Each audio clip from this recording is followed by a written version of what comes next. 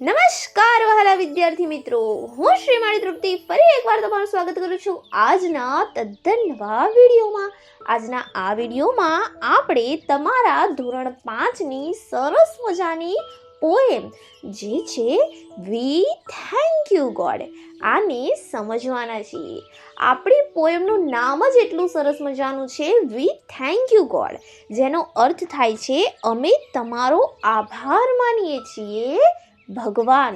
તો ચાલો આ આખી કવિતાને આપણે સમજીએ. પ્રથમ પંક્તિ છે for grass and flowers and growing trees.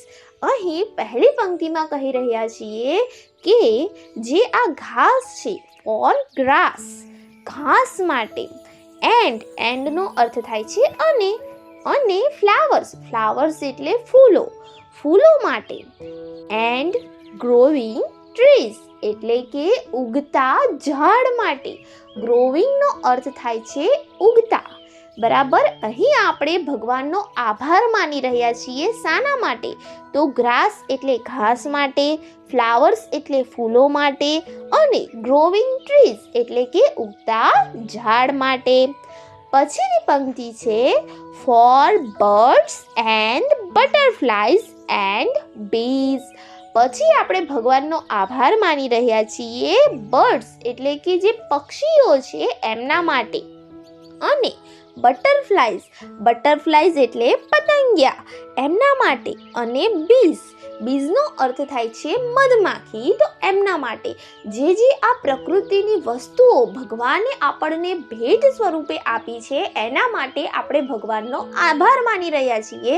આપણે આભાર માની રહ્યા છીએ ગ્રાસ માટે, ફ્લાવર્સ માટે, ગ્રોવિંગ ટ્રીઝ માટે, બર્ડ્સ માટે, બટરફ્લાઈઝ માટે અને બીઝ માટે. પછીની પંક્તિ છે for our fathers and our mothers. અને સૌથી જે ઇમ્પોર્ટન્ટ વસ્તુ છે, ઇમ્પોર્ટન્ટ વ્યક્તિઓ છે આપણા જીવનમાં, એ છે આપણા મમ્મી અને પપ્પા. તો આપણે એમના માટે પણ ભગવાનનો આભાર માની રહ્યા છીએ. ફોર અવર ફાધર્સ એટલે કે અમારા બધાના જે પિતા છે, આપણા જે પિતા છે એ તમે અમને આપ્યા એના માટે આભાર. અમારી મમ્મી જે તમે અમને આપી એના માટે તમારો આભાર, એવું આપણે ભગવાનને કહી રહ્યા છીએ. મધર્સ એટલે માતાઓ અને ફાધર્સ એટલે પિતાઓ. પછીની પંક્તિ છે for our sisters and our brothers એટલે કે અમારી જે બહેનો છે, સિસ્ટર્સ એટલે બહેનો, એમના માટે પણ તમારો આભાર. એન્ડ અવર બ્રધર્સ એટલે કે અમારા જે ભાઈઓ છે એમના માટે પણ તમારો આભાર, એવું આપણે ભગવાનને કહી રહ્યા છીએ. અહીં અવર આપણે ત્યારે વાપરીએ છીએ જ્યારે આપણે બધાને સાથે લઈને કોઈ વસ્તુ રિપ્રેઝેન્ટ કરતા હોઈએ. અવર એટલે અમારું.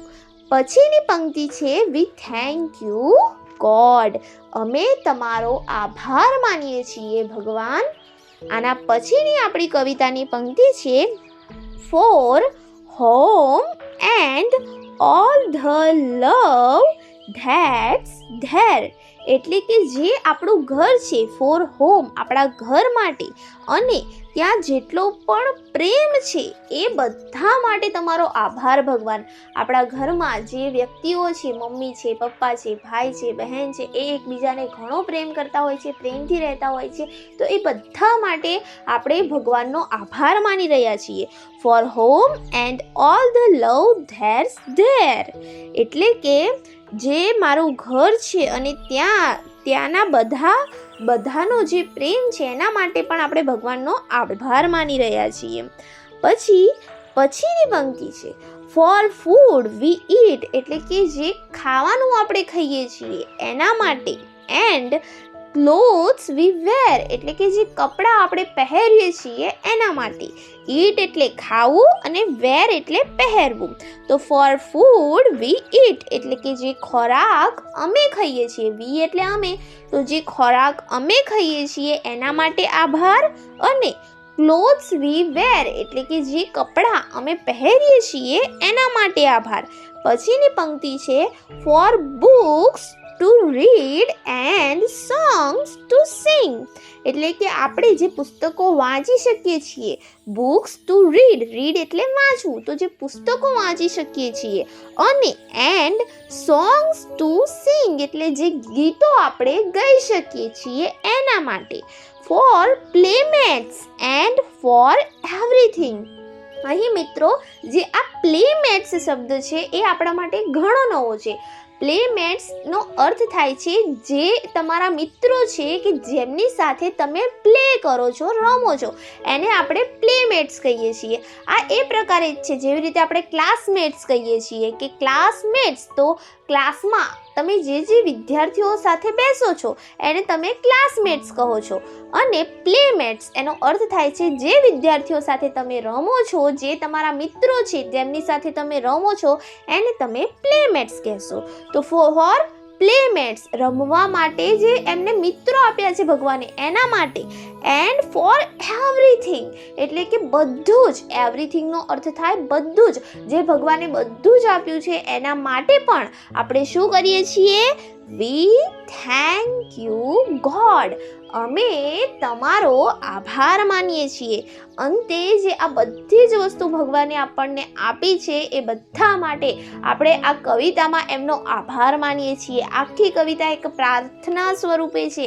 આપણે ભગવાનને બધી જ વસ્તુઓ માટે પ્રાર્થના કરીને એમનો આભાર માની રહ્યા છીએ.